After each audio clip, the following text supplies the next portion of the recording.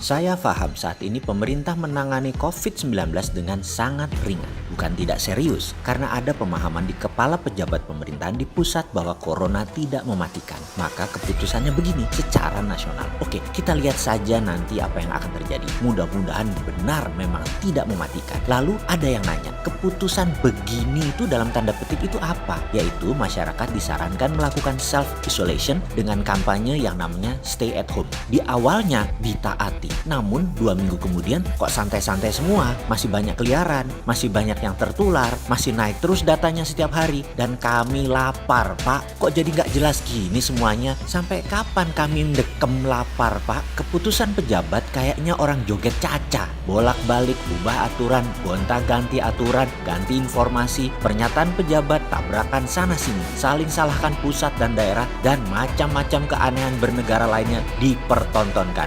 Rapid test digelar dengan alat yang tingkat ketepatannya di bawah 50%. Waduh, malu banget deh rasanya. Tapi itu yang terjadi. Mengelola pandemik pakai coba-coba. Hasilnya banyak negatif. Banyak negatif, pejabat jadi senang. Mulai kampanye bahwa Indonesia nomor 3 paling hebat menangani COVID-19. Namun, negara lain melihatnya beda. Malaysia, Singapura, Australia, bahkan Amerika yang kata mereka akan ada bom waktu 2 minggu kemudian dari sekarang. Karena ya banyak tidak kebaca kalau pakai rapid test saat ini. Orang coronavirus masa inkubasinya lama bisa sampai 2 minggu. Lah masa nunggu 2 minggu baru tahu? Kan sudah telat. Sudah sesek dada orang, tidak bisa nafas. Gak ada oksigen ke otak. Ya jatuhlah bergelimpangan orang-orang itu di jalan. Gak ada ventilator. Sejak awal Februari saya sudah bunyi di dunia digital. Take seriously tentang corona. Atau negara ini bisa menjadi negara paria. Negara setengah gagal dikandani ra percaya. Dan awal Maret ketika baru beberapa hari diumumkan ada korban COVID-19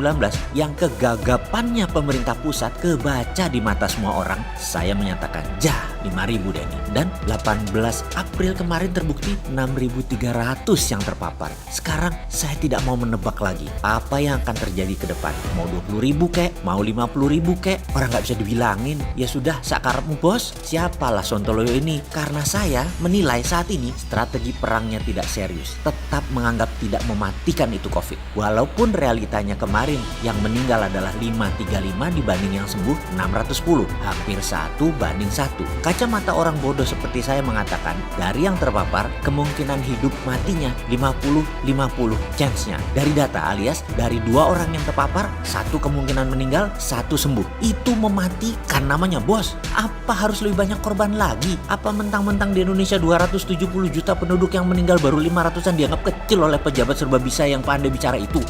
Di akhirat kamu nanti dituntut loh dengan kata-kata dan perbuatanmu. Pada ngerti gak sih ada akhirat dan akan ada pertanggungjawaban di akhirat nanti para pejabat ini? Apa mereka punya aji rawa rontek atau pancasona selama menginjak tanah gak bisa mati gitu ya? Bos, fakta penularannya cepat sekali. Dari 6 ribuan ke 20 ribuan itu cepat. Kena sudah critical mass-nya. Ngerti critical mass pada pandemi? Harus diterangin lagi apa itu critical mass. Repot bener sih kalian ini. Nah, tanya pada guru-guru profesor biomolekular yang independen. Pasti ngeri mendengar jawaban mereka. Saya bukan ahlinya, tapi banyak kok para ahli yang netral yang mau ngomong jujur, tidak seperti buzzer kalian. Atau di Google deh, banyak tulisan dan laporan tentang lembaga riset resmi virologi Biomolekular Institute yang menjelaskan atau kontak langsung dengan mereka. Bisa kok, faktanya begini. Ada 3 tipe virus corona. Tipe A yang pertama, mutasi ke B, mutasi ke C yang tahan di daerah panas. Perlu referensinya? Oke, kita kasih tahu. Biar yang namanya analis pertahanan ekonomi kaleng-kaleng ini bisa dapat nilai walaupun sedikit. Ini datanya dari Cambridge University yang mempublish. Kebetulan ada sahabat saya dari Malaysia, profesor di sana. First outbreak atau sebaran pertama adalah akarnya virus tipe A yang saat ini menyebar di Amerika dan Australia.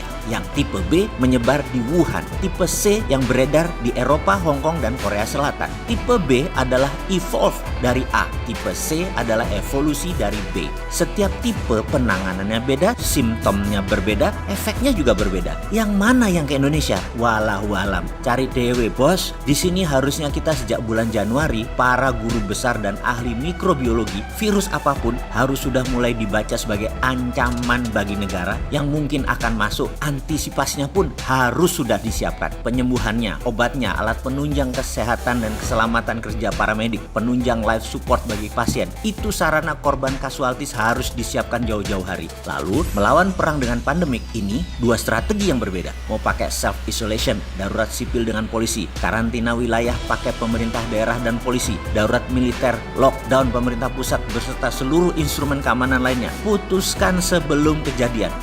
Maaf, referensinya yang saat ini apa ya? Kayaknya dari negara sahabatnya itu ya, yang sering ngaco, yang abal-abal, yang kaleng-kaleng. Tapi kan teman negara itu. Ya percaya aja, gak mematikan kok, hanya 2% kira-kira. Hah?